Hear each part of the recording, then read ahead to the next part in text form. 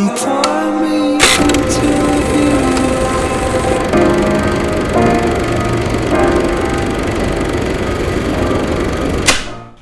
안녕하세요 여러분. 오늘은 제가 울먹울먹한 메이크업을 준비해 봤는데요.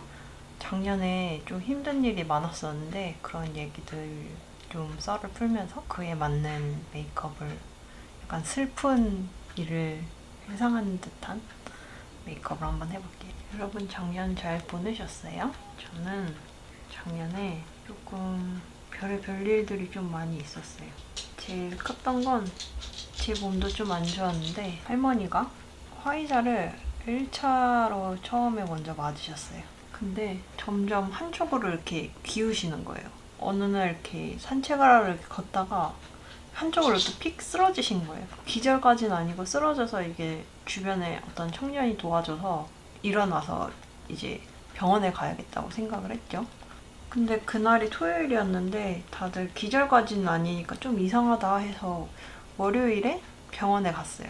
거기서 일단 처음에 CT랑 엑스레이 같은 것만 처음 찍었는데 증상이 잘 안 나오는 거예요. 그래서 이상하니까 한번 MRI를 찍어보자 그렇게 얘기를 했어요. 의사는 일단 안 찍어도 상관없을 것 같다고 했는데 저희 엄마가 무조건 MRI랑 MRA를 한번 찍어보자 라고 해가지고 그걸 찍기로 했어요. MRI랑 MRA가 다른 게 MRI는 이제 구조를 볼 거고 MRA는 혈관을 보는 거야. 혈관이 어떻게 생겼는지 찍어봤는데 갑자기 큰 병원에 가봐야겠다는 거예요. 그러고 웬 큰 병원? 했는데 알고 보니까 할머니가 지금 뇌가 굳어가고 있었던 거지. 그러니까 급성 뇌졸중. 그러니까 풍이 지금 시게 온 거예요.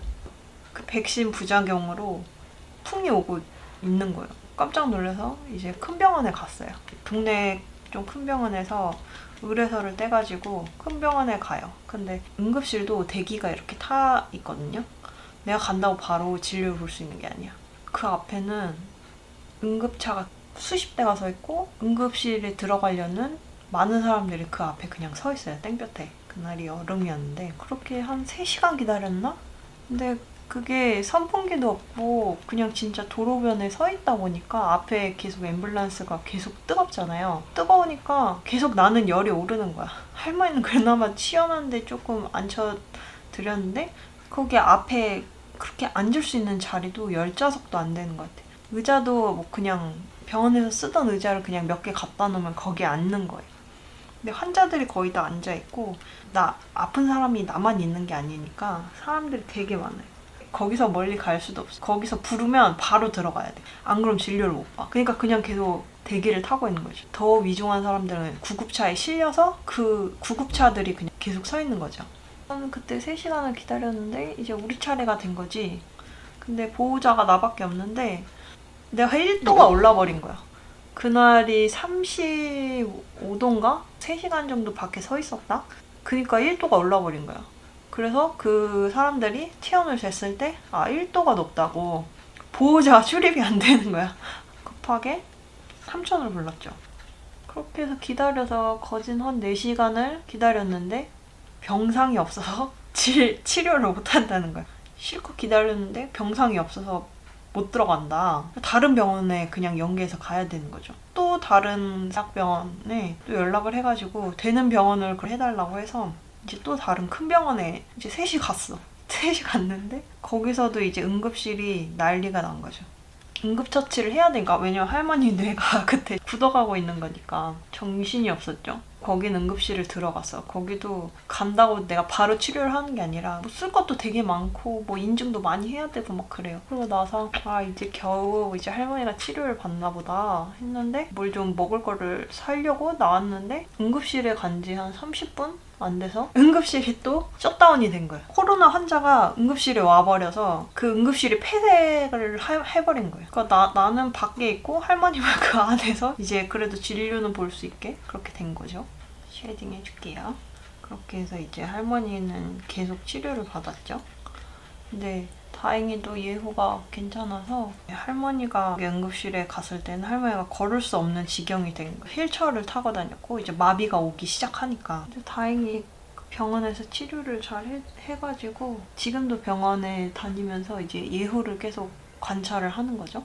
근데 이제 2차를 맞기는 좀 너무 무서워서 보류하고 있는 상태예요. 제 남자친구의 사촌은 화이자를 맞고 3일 만에 돌아가신 거예요. 증상이 예전에 좀 교통사고가 나서 심장이 좀 안 좋았다가 이제 다 완치가 됐는데 몇 년 꽤 지났죠? 근데 이제 화이자를 맞고 큰일이 난 거죠. 그렇게 해서 돌아가신 분도 주변에 계셨고, 또 다른 백신 부작용으로는 제 친구 이야기인데, 걔도 화이자를 맞고 1차에는 엄청 아팠다고 들었는데 2차에 하혈을 하기 시작한 거야. 하혈을 하기 시작했는데 이게 호르몬 주사를 맞지 않으면 계속 하혈을 하는 상태가 된 거야. 그래서 일주일에 한 번마다 그걸 맞아야 되는데 한 번 맞을 때마다 10만 원인데 본인이 부담을 하고 있는 거죠. 심지어 맞은 데서 백신을 잘못 관리를 한 거예요. 그래서 온도 유지를 못해서 2차를 맞았는데 맞은 게 취소가 된 거야. 그래서 백신 패스가 없는 거지.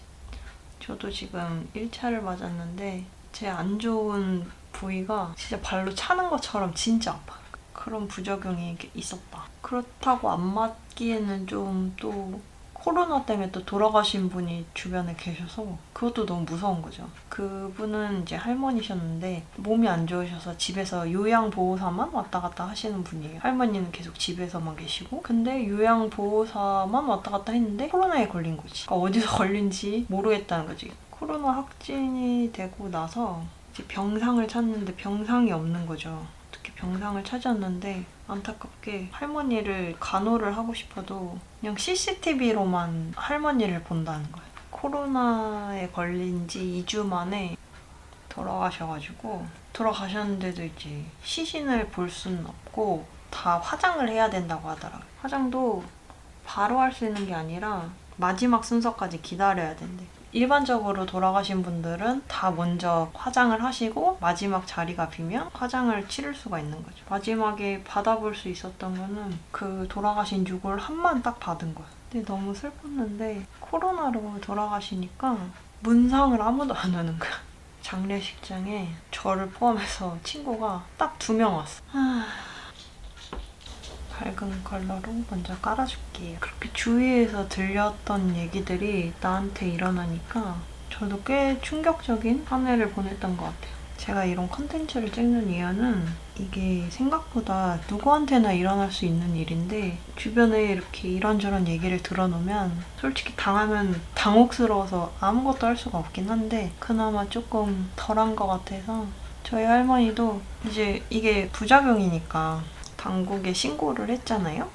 했는데 인정이 안 될 것 같다고 그러더라고요.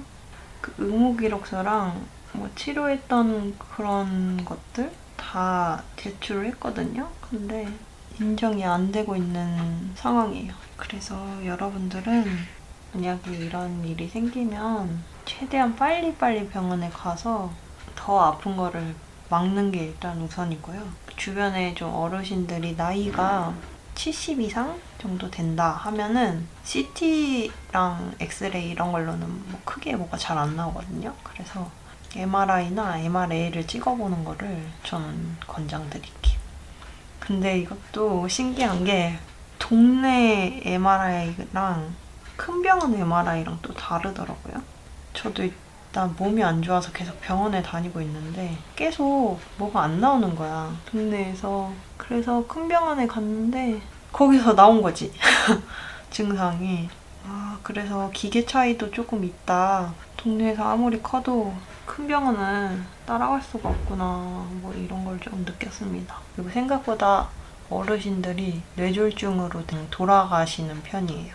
어른들의 3대 병 중에 하나인데 여유가 되면 MRI를 권장드릴게요. 그래서 저희 엄마 친구도 이런 일이 있으니까 MRI를 찍어봐라. MRI 예약을 했는데 찍으러 가시기 직전에 사고를 크게 나셔가지고 골절이 이제 크게 있으셔서 그때 MRI 못 찍었는데 입원을 하셨다가 퇴원을 하셨는데 갑자기 또 쓰러지신 거예요. 그때서야 MRI 찍고가 급성 뇌졸중이 나온 거지. 아예 거동을 못 하시니까 케어해 주시는 분도 계셔야 되고 여러 가지 병원비가 많이 들다 보니까 한 달에 병원비만 720만 원씩 나간다는 거예요. 그래서 진짜 MRI는 너무너무 비싸지만 찍을 수 있을 때 찍어 놓는 게 이익이다. 진짜 한 해 동안 별일이 다 있었죠? 예전에는 그게 그렇게 신청한 사람이 많이 없었어요. 그 부작용 관련해서. 근데 지금은 너무 많아서 인정도 잘 안 되고 저희 할머니가 신청하는 부작용을 신청했던 날만 같은 구에서 500명이나 신청을 한 거예요. 환자들이 많이 없었을 때 신청했을 때는 3일 만에 나라에서 돈이 나왔다고 하더라고요. 3일 만에. 근데 지금은 인정이 안 되고 저희 할머니도 크게 다친 편인데 그냥 개인 사비로 치료를 했답니다. 그래도 불행 중 다행인 건 65세가 넘으면 의료보험 혜택이 좀 많아서 거의 반값 정도의 치료를 했던 것 같아요.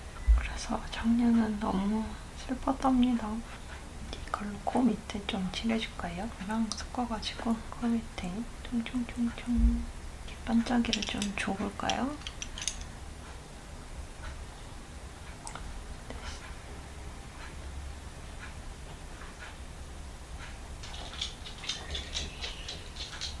눈을 찍어줄게요.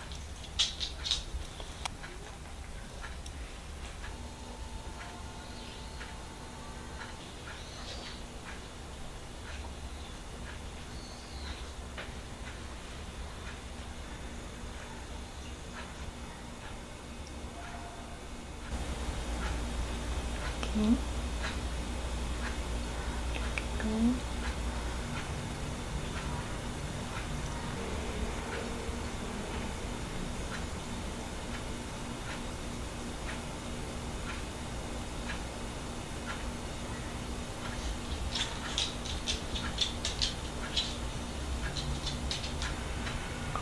양 조절만 잘하면 발색도 잘 되고 쓸만한 게 진짜 많아요. 눈 밑에 울먹울먹한 것처럼 칠해주세요. 블러셔를 볼에 빵 안 하고 이렇게 쭉 슬프게 연출을 할 겁니다.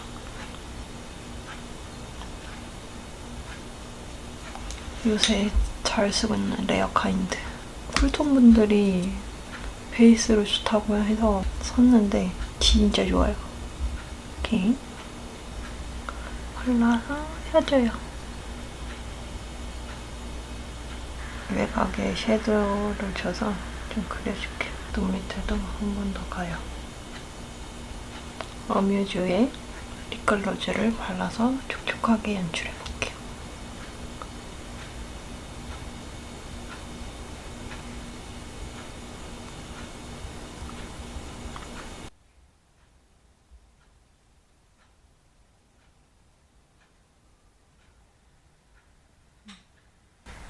코끝이랑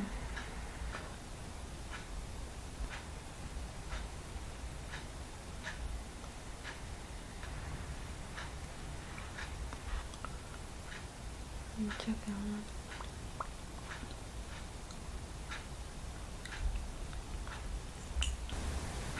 짠! 이러면 울먹울먹한 메이크업 완성!